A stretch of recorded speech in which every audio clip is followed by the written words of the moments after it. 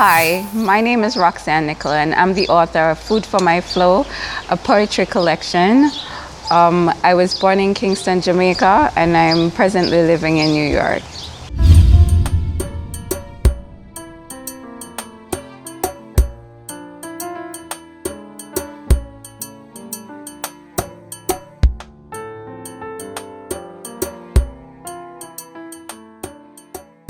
So Food for My Flow is a poetry collection based on my life, growing up as a young girl in Jamaica and transitioning here to life in New York. So it's more like an autobiography, but it's done in poetry form, so to speak. So that's basically what Food for My Flow is, and it's basically the flow of my life.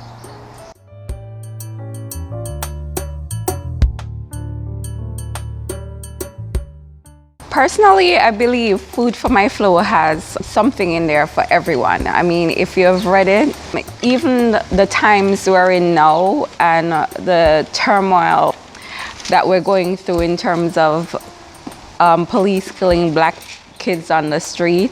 One of the poems that I added last in the book, actually, is a poem entitled My Black.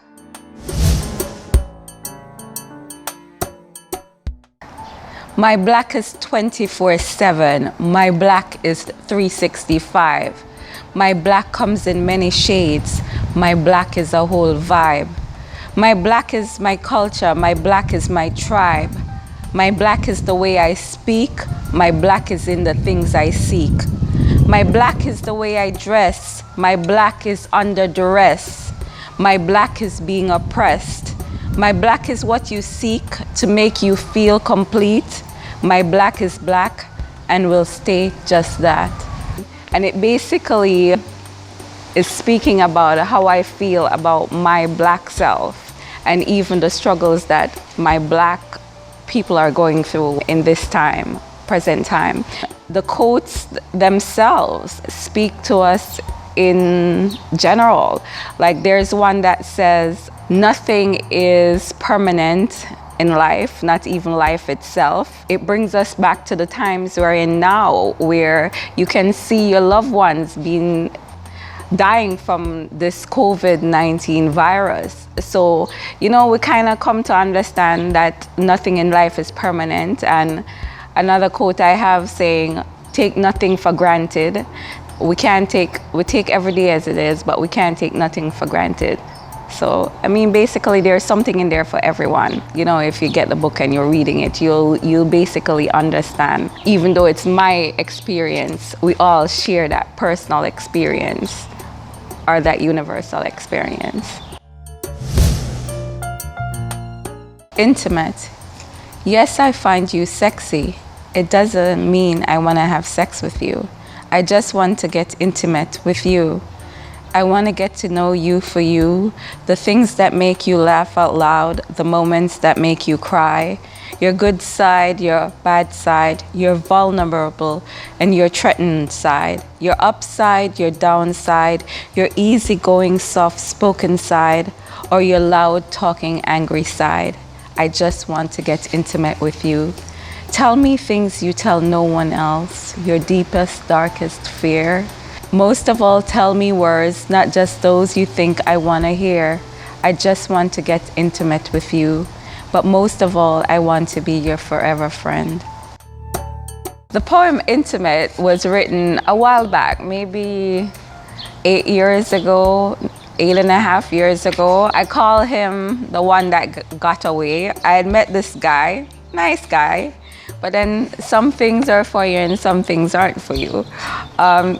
He's a little bit off, so that was my first approach in meeting somebody and actually putting myself out there. But he was kind of shy, so this was my expression to him, to tell him that it wasn't all about just wanting to be intimate in the sense of intimacy as we know it. Most people think of intimacy and they think about, getting into bed with someone and having sex with a person. And it wasn't that way. I really wanted to get to know him. So this poem was written for him, and about the whole situation. So that is how Intimate came about.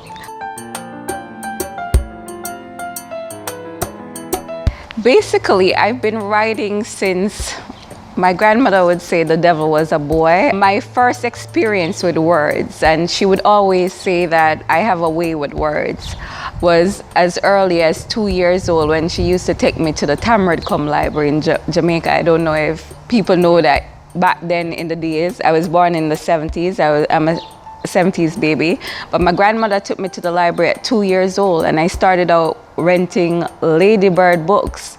They didn't have words, but they were picture books. So you start at word association and then the alphabet book that we buy at the market downtown. So I started with those. So I started reading early, and my grandmother was the one who basically pushed books on me. So at an early age, when I started reading, not only the library, she bought me a whole collection of Nancy Drew and Hardy Boy. And I was just fascinated because I got lost in books. That's how my words came about, because my books were a way of seeing the world through someone else's eyes. So I've always thought that, you know what, one day I wanted to put my words into a book where someone could see my world through their eyes. So poetry has always, it came easy. I mean, I like to consider myself a creative, and I'm limitless because I not only write, but I can do many other things, because I believe in the saying that the Creator created us in His image. So I'm a creator. So words is just one aspect of how I create. But for now, I just did what came natural to me and what felt right for me in the moment. And as a creative, that's how I go. I just flow with what feels natural for me at the time. The black woman. The black woman, she's strong, she's proud. She likes when you say her name out loud. She has a hue of many different shades. She has a glow only the gods could have made. She's perfect in all her imperfections. She's smart, she's wise. She's your mother, she's your wife. She's the driving force in her man's life. She's a leader, she's your friend. She's the ride or die chick to the end. See her walking down the street, she's the one you want to meet. So cherish her, embrace her in all her brilliance, because she is the black woman. The black woman, basically the black woman is pretty much all about me. And a lot of my black sisters out there who are, strong women and, doing what we do as black women. In this society where as black women we bear so many burdens, and it's not even from today. As black women, from the day we were born, we are burdened with being the mother, being the wife, and we have so many roles that we have to play. And sometimes we get lost in the strong because, most people think we have to be strong all the time. And yes, we are, because from the days of slavery, we've been carrying our men, carrying the babies, and carrying our slave master's baby. So the black woman is just, just to further empower my sisters as black women, to keep going and know that you're strong. And even as a shout out to our men too, to our black men, to let them understand, say, you know what, if you have a black woman in your life, you have everything. It's not just somebody there for cook your food and wash your clothes and be the bearer of your children, but you're going to have the backbone that you need to keep you going as a man and keep you strong and support you.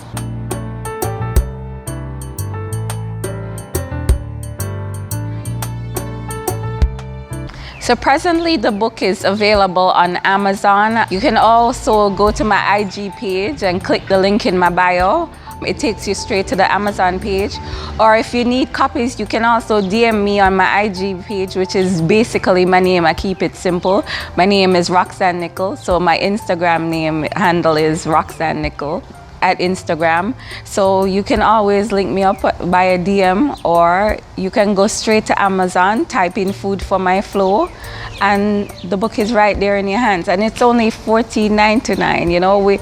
We'll put we spend $15 on coffee most days or other things. But I think this is a good book, not only because it is mine, but this is my way of, you know, preserving the culture, especially my culture, black culture, and my Jamaican culture. So, you know, go out and get the book and support the thing.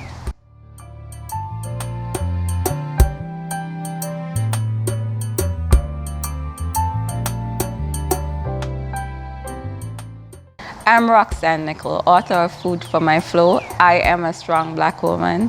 Fabricated projects, always evolving, always creating.